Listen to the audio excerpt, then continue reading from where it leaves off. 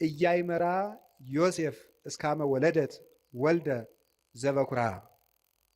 ዮሴፍም የበኩር ልጇን እስከምትወልድ ድረስ አላወቃትም የሚል ነው።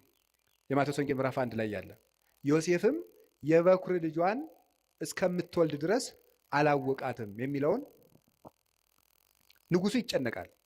አወቀ በመጽሐፍ ቅዱስ እገሌ እገሊትን አወቃት ማለት ሴትና ወንድ አንድ በሚሆኑበት ግብር አንድ ሆኑ ማለት ነው።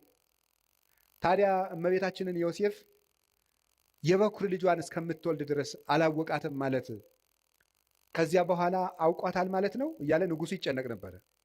ከዕለታት አንድ ቀን ንጉሱ ቴዎዶሲዎስ ጥያቄው መምህሩን ዮሐንስ አፈወርቅን ሲያገኝ ጥያቄው ይጠፋዋል።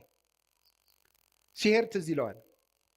ከዕለታት አንድ ቀን ተጫዋተው ሲለያዩ መምህር አንተን ሳገኝህ ጥያቄ ይጠፋኛል፣ ከሄድክ በኋላ ይረብሸኛል አለ። ምንድን ነው ጥያቄውን ነገረው።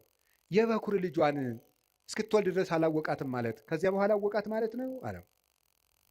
አይ አይደለም፣ እስክትወልድ አላወቃትም የተባለበት ምክንያት እመቤታችን ጌታን የወለደች ዕለት 5 ነገሮችን አይቶ ዮሴፍ የአምላክ እናት መሆኗን ተረዳ ማለት ነው።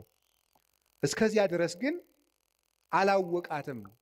ቢነገረውም አምላክ ከዚያ በፊት ሰው ሆኖ ስለማያውቅ ዮሴፍ ያንን መረዳት የሚችልበት አቅም አላገኘም ነበረ። የልደት ዕለት ግን ሰብአ ሰገል መጥተው ሲገብሩ፣ እረኞች ሲያመሰግኑ፣ መላእክት ሲያመሰግኑ፣ ብርሃን በቤተልሔም ሲገለጥ፣ ኮከቡ በሁለት መንገድ እየተጓዘ ሲመጣ አይቶ ኮከቡ መጥቶ እመቤታችን ከወለደችበት ላይ መጥቶ ሲቆም አየ። ሰብአ ሰገል 3 ነገስታት መጥተው ሲገብሩለት አየ። ብርሃን ቤተልሔምን ሲሸፍናት አየ። እረኞች የሰማይ ምስጋና ተገልጦላቸው ሲያመሰግኑ አየ። መላእክት ከሰው ጋር ወርደው ሲያመሰግኑ አየ። ይህንን እስከሚያይ ድረስ አምላክን እንደወለደች አላወቀም ነበረ። ይህንን ነው ያላወቀው እንጂ ከወለደች በኋላ አወቀ ማለት አይደለም። አወቀ የሚለው 2 ይተረጎማል። አባ ጊዮርጊስም ይናገራል። አይመራሰ ዘሀበ ክሌፍ እና ይተረጎም። አወቃት የሚለው በ2 ይተረጎማል።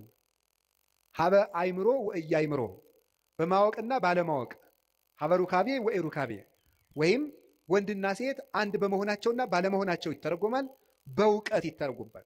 በእውቀት በማወቅ አዲስ ነገርን በመገንዘብ በመረዳት ይተረጎማል። አላወቃትም ማለት ወላዲት አምላክ መሆኗ ጭንቅ ሆኖበት ነበረ።